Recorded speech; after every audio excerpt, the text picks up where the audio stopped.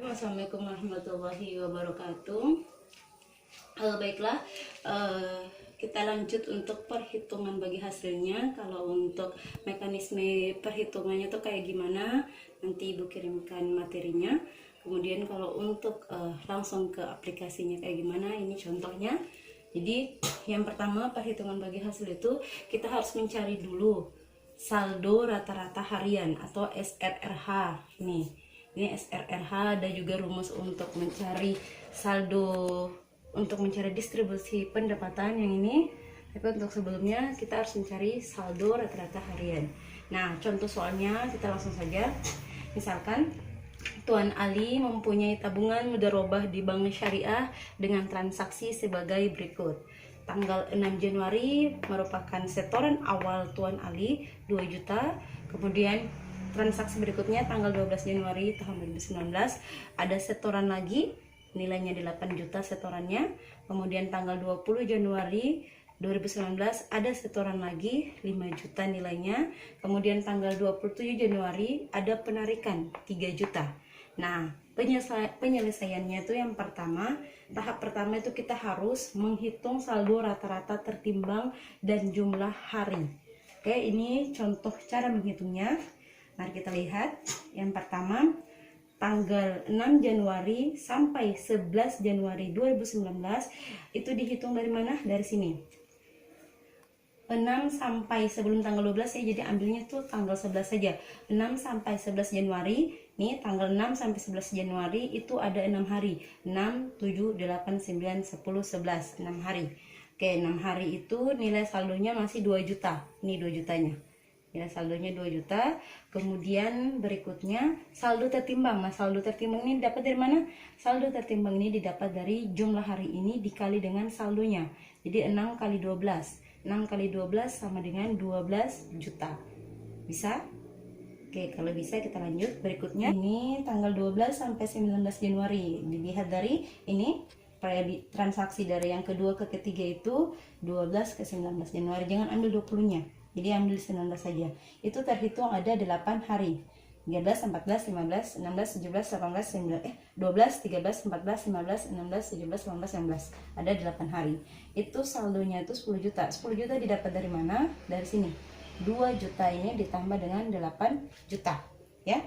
Transaksi berikutnya kan 8 juta. Awal 2 juta. Jadi dijumlahkan hasilnya 10 juta. Oke, bisa? Oke, lanjut. Untuk saldo tertimbangnya itu 80 juta. Didapat dari mana? 8 kali 10 seperti biasa. 8 kali 10, 80 juta. Oke, kalau bisa kita lanjut yang ketiga. Yang ketiga itu dari periode sini 20 ke 26. Jadi bukan 27 ya, ini 26. Ini tadi 19, ini tadi 11. Itu 20 ke 26 Januari itu ada 7 hari. Jadi dihitungnya dari tanggal 20, 21, 22, 23, 24, 25, 26. Ada 7 hari. 7 hari itu 15 juta saldonya. Nah, ini tadi sudah 10 juta, kemudian ditambah dengan ini lagi. Jadi 2 juta tambah 8 juta, 10 juta tambah 5. 15 juta ini saldonya, ditulis di sini 15 juta. Oke, untuk saldo tertimbangnya 105 juta. Itu didapat dari yang ini, 7 kali 15. Jadi untuk saldo tertimbang ini didapat dari jumlah hari dikali dengan nilai saldo. Oke, bisa? Kalau bisa kita lanjut yang terakhir, tanggal 27 sampai tanggal 31 Januari itu ada 5 hari, nilainya saldonya itu udah 12 juta. Tanggal 4 ini kita hitung dari tanggal 27 sampai di akhir bulan. 27 sampai tanggal 31 Januari itu ada 5 hari. Jadi ini akhir bulan ya.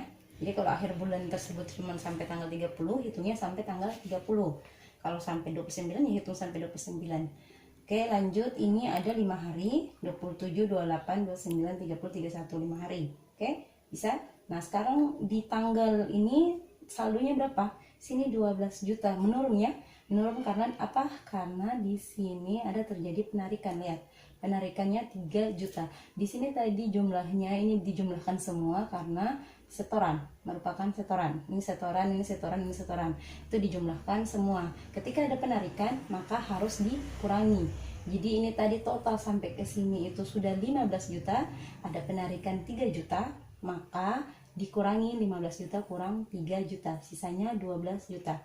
2 tambah 8, 10 tambah 5, total 15 juta setorannya. Ada penarikan 3 juta, jadi total saldo sisanya 12 juta. Nih, 12 juta. Oke, bisa. Nah, untuk saldo tertimbang seperti biasa, 5 ini dikali dengan 12, jadi totalnya 60 juta.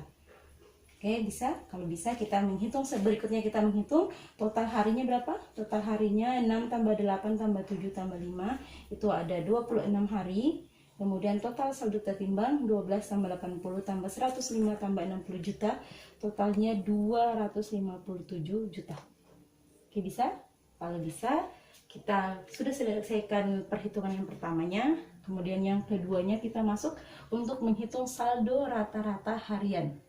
Oke, bisa. Kalau saldo rata-rata harian tadi rumusnya kayak gimana? Ini TD bagi JH, atau ini TD per JH. TD itu apa? Total dana periode berjalan. JH itu jumlah hari periode berjalan. Nah, dibagi total dananya berapa tadi? Total dana dari rata-rata tertimbang itu 257 juta, ini 257 juta. Oke. Kemudian jumlah hari dari periode berjalan berapa?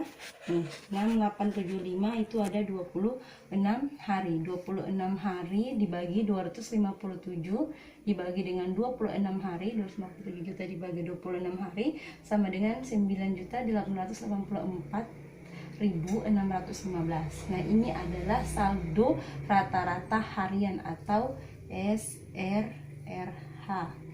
Oke, bisa. Ini baru tahap yang kedua, masih ada beberapa tahap lagi. Nah, selanjutnya tahap ketiga kita menghitung distribusi pendapatan. Nah, rumus dari distribusi pendapatan itu atau disingkat dengan DP. DP sama dengan SR. SR itu adalah saldo rata-rata tertimbang per klasifikasi dana dibagi dengan TR. TR atau total rata-rata tertimbang per klasifikasi dana, kemudian dikali dengan TP. TP itu apa? Total pendapatan yang diterima periode berjalan oleh bank syariah. Oke, bisa. Kalau bisa, selanjutnya langsung ke contoh berikutnya. Lanjut, yang tadi itu tahap ketiga adalah perhitungan distribusi pendapatan. Misalnya ini langsung contoh soalnya saja aplikasinya. Misalnya contoh soal yang pertama, yang berikutnya ini soalnya masih berlanjut. Saldo rata-rata harian Bank Syariah 2019. Yang tadi kita mengetahui saldo rata-rata Tuan Ali. Nah, ini sekarang untuk pihak Bank Syariahnya sebagai mudaribnya atau sebagai yang mengelola dananya. Oke, lanjut. Saldo rata-rata harian Bank Syariah 2019 itu yang pertama terdiri dari simpanan mudharabah. Simpanan mudharabah itu ada totalnya 600 juta. Kemudian untuk investasi mudharabah 1 bulan ada 1,8 miliar. Kemudian ada ketiga investasi mudharabah yang untuk 3 bulan ada 1,2 miliar. Yang keempat investasi mudharabah untuk 6 bulan 600 juta. Jadi di bank itu investasi mudharabahnya itu ada macam-macam, terbagi beberapa seperti di bank konvensional ada deposit 1 bulan, deposit 3 bulan, 6 bulan, 12 bulan. Di bank syariah juga ada investasi yang bertingkat seperti itu. Oke, lanjut untuk investasi mudharabah yang 12 bulan itu ada 1,8 miliar. Total dana total saldo rata-rata dari bank syariah ini ada 6 miliar. 6 miliar ya. 600, 18, 12, 600, 1,8, totalnya 6 miliar. Oke, bisa. Yang berikutnya diketahui juga ada pendapatan bank syariah di tahun 2019 itu 200 juta. Jadi ada pendapatannya 200 juta. Nah, sekarang bagaimana cara menghitung yang tahap ketiganya, yaitu penghitungan distribusi pendapatan. Oke, baik, kita lanjut ke sini. Tadi rumusnya di distribusi pendapatan itu SR bagi TR kali TPSR itu tadi saldo rata-rata tapi per klasifikasi dana. Nah, ini yang mana nih? Yang ini. Saldo rata-rata per klasifikasi dana yang ini. Ini. Tuh, saldo rata-rata untuk simpanan mudharabah 600, untuk mudharabah 1 bulan 1,8 itu. Kemudian yang TR ini ya, tadi apa? Ini untuk TR itu adalah total rata-rata dana yang dimana ini nilainya ini itu total rata-rata dana. Kemudian TP itu apa? TP itu adalah total pendapatan dari bank syariah yang tadi diketahui ada 200 juta. Jadi ini contoh soalnya, jadi ini untuk penyelesaiannya. Oke, bisa lanjut. Nah, untuk menghitung distribusi pendapatan kita tinggal kasih masuk rumus. Ini cara pertamanya yang seperti ini. Ikuti rumus saja. Distribusi pendapatan untuk per klasifikasi dana simpanan mudharabah, DP simpanan mudharabah yang ini dulu yang kita kerjakan. Yang ini nomor 1 itu ada 600 juta per 6 miliar. 600 juta itu SR-nya tadi ini yang tadi saya sudah dijelaskan. Kemudian TR-nya itu kan yang ini. Nih, jadi kita hitung pertama dulu untuk simpanan mudharabah. Simpanan mudharabah 600 juta dibagi dengan total dananya. Total saldo rata-rata hariannya adalah 6 miliar. Jadi 600 juta dibagi 6 miliar dikali dengan TP. TP dikali dengan total pendapatan 200 juta. Oke, bisa? Kalau bisa dikali, nanti kita lihat coba hasilnya berapa. Oke, 600 juta dibagi dengan 6 miliar, dibagi dengan 6 miliar itu 10%, kita 0,1 tinggal dikali saja dengan 200 juta. Oke, hasilnya adalah 20 juta. 20 juta ini 20 juta adalah distribusi pendapatan untuk simpanan mudharabah. Yang berikutnya investasi mudharabah. Distribusi pendapatannya dimasukin rumus lagi 1,8, ini nilainya 1,8 dibagi dengan 6 miliar. Ini 1,8 bagi 6 miliar dikali dengan 200 juta. Dikali dengan total pendapatan 200 juta. Oke, ini 1,8 bagi 6 itu ada 30% atau 0,3 dikali dengan 200 juta sama dengan 60 juta. Oke, untuk berikutnya itu sama cara penyelesaiannya.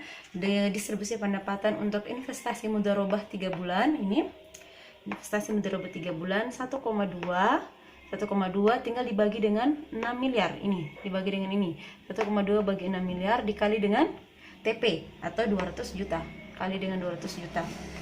Bisa 20%, ini bagi ini 20% atau 0,2 dikali 200 juta sama dengan 40 juta. Oke, bisa? Oke, kalau bisa kita lanjut contoh berikutnya lagi. Sama penyelesaiannya untuk DP atau distribusi pendapatan investasi mudharabah 6 bulan. 6 bulan investasi mudharabah 6 bulan itu 600 juta. 600 juta dibagi 6 miliar. Sama ya, 10%. 10% dikali dengan 200 juta sama dengan 20 juta. Oke, bisa? Bisa. Yang terakhir distribusi pendapatan untuk investasi mudharabah 12 bulan itu ada 1,8 miliar. Ini 1,8 miliar dibagi dengan 6 miliar totalnya kali 200 juta total pendapatan. 30% kali 200 juta, nanti ditanya 30% dapat dari mana. Ini 1,8 dibagi 6 miliar itu 0,3 atau dipresentasikan menjadi 30%. Oke, ini dikali hasilnya 60 juta. Oke, sekian distribusi per klasifikasi dana. Jadi total dari distribusi itu totalnya 20 juta ditambah dengan 60 juta ditambah 40 juta tambah 20 juta ditambah 60 juta. Ini 10 tambah 60 tambah 40 tambah 20 tambah 60 totalnya adalah 200 juta. Nah, ini setelah memperoleh distribusi pendapatan per klasifikasi dana untuk akad mudharabah, selanjutnya akan kita distribusikan lagi total 20 juta ini ke masing-masing pemilik rekening atau yang masing-masing yang mempunyai dana di dalam simpanan tersebut. Jadi nanti Tuan Ali dapat berapa, nanti kita menghitung lebih lanjut. Yang penting kita sudah mengetahui berapa distribusi pendapatan untuk simpanan mudharabah. Tadi Tuan Ali di simpanan mudharabah 20 juta, nanti 20 juta ini dibagi ke masing-masing nasabah lagi. Oke, bisa? Oke, lanjut. Ini di tahap yang keempat dan kelima, yaitu perhitungan untuk nisbah dan distribusi pendapatan kepada Tuan Ali itu sendiri. Nah, sekarang nisbah dulu. Nisbah itu artinya apa? Nisbah itu artinya rasio atau porsi bagi hasil yang akan diterima oleh tiap-tiap pihak yang melakukan akad kerjasama usaha, yaitu pihak pemilik dana atau sahibul mal, kemudian pengelola dana atau mudharib, sesuai akad yang atau perjanjian yang sudah disetujui. Jadi di sini pemilik dana atau sahibul mal itu yaitu Tuan Ali sebagai nasabah dan nasabah-nasabah yang lain. Kemudian pengelola dana atau mudarib di sini adalah bank syariah. Nah, kita lanjut untuk soal masih sama tapi ini soalnya berlanjut. Misalkan yang berikutnya, untuk soal berikutnya, nisbah untuk masing-masing akad sebagai berikut. Contohnya untuk simpanan mudharabah, mudaribnya itu mendapatkan porsi 40%, kemudian sahibul mal mendapatkan porsi 60%. Jadi di akad kerjasamanya itu nanti bagi hasilnya untuk mudarib atau pihak bank 40%. Kemudian untuk sahibul mal atau nasabah itu 60%.